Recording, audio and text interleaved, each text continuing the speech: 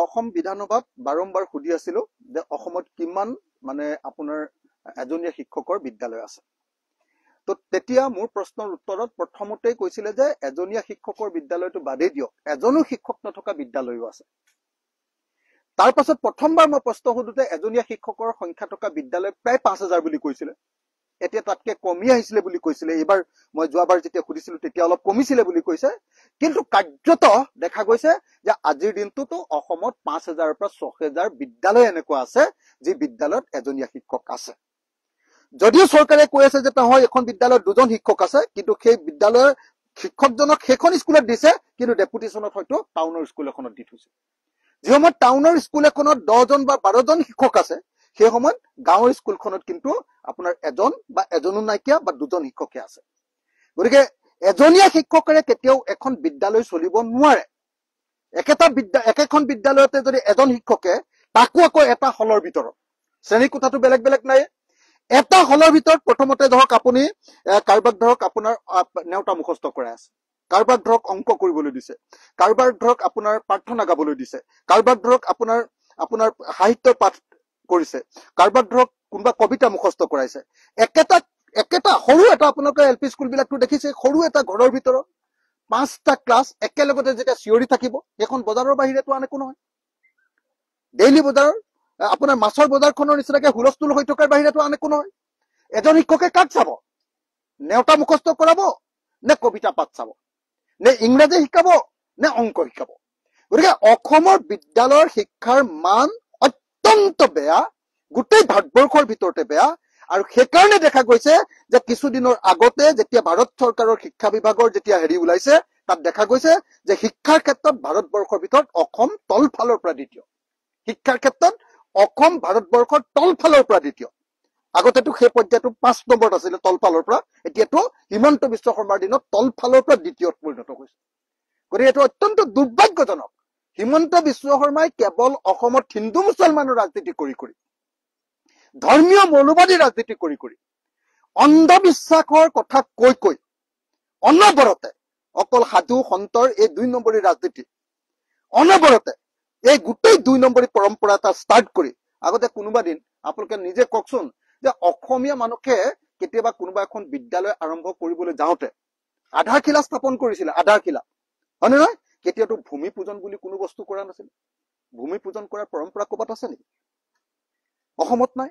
এইবিলাক এনে অন্ধবিশ্বাসী ধৰ্মীয় পৰম্পৰা কিছুমান আনি দিছে।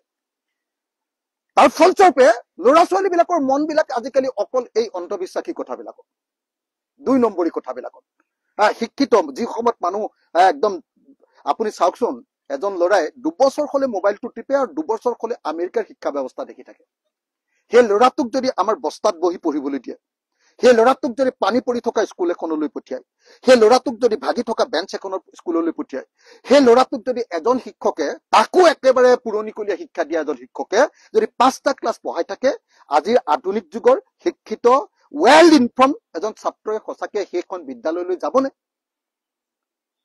এই গোটেই কামটো কৰিছে হিমন্ত বিশ্ব শৰ্মাই প্ৰাইভেট স্কুল খুলিবৰ কাৰণে। আজিৰ দিনটোত আপোনালোকে দেখিছে গোটেই ভাৰতবৰ্ষৰ ভিতৰত, অসমৰ ভিতৰত, গোটেই নৰ্থ ইষ্টৰ ভিতৰত প্ৰথমখন ইণ্টাৰনেশ্যনেল স্কুল অসমৰ মুখ্যমন্ত্ৰীয়ে খুলিছে। বান্দা ইণ্টাৰনেশ্যনেল, IB ইণ্টাৰনেশ্যনেল বৰ্ডৰ স্কুল প্ৰথমবাৰৰ কাৰণে খুলিছে। অৰ্থাৎ তেখেতসকলে নিজৰ ল'ৰা ছোৱালীবিলাকক ইণ্টাৰনেশ্যনেল বৰ্ডত পঢ়ুৱায়।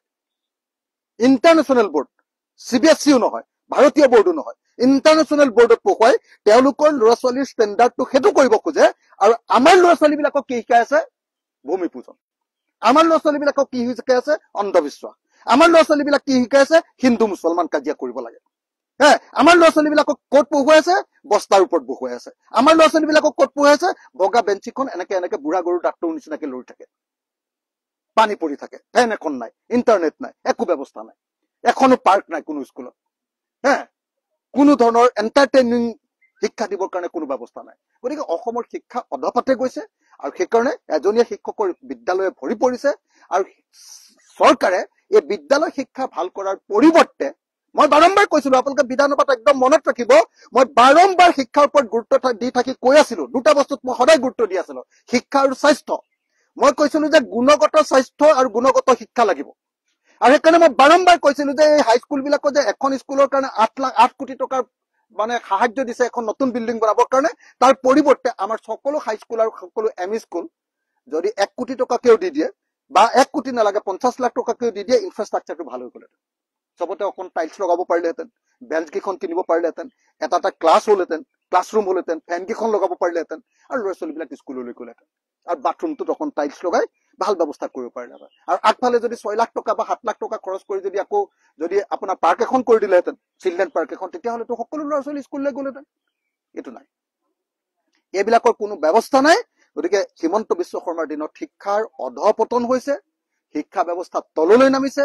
মই কৈছো যে আগতে তলফালৰ পৰা 5 নম্বৰ আছিলে, হিমন্ত বিশ্ব শৰ্মা শিক্ষামন্ত্ৰী হৈ থাকোতে, ৰনোজ পেগু শিক্ষামন্ত্ৰী হওঁতে তলৰ পিনৰ পৰা এতিয়া 2 নম্বৰত হ'ল, অৰ্থাৎ 2 নম্বৰ বেয়া ভাৰতবৰ্ষৰ ভিতৰত বিদ্যালয় আমাৰ ইয়াত আছে।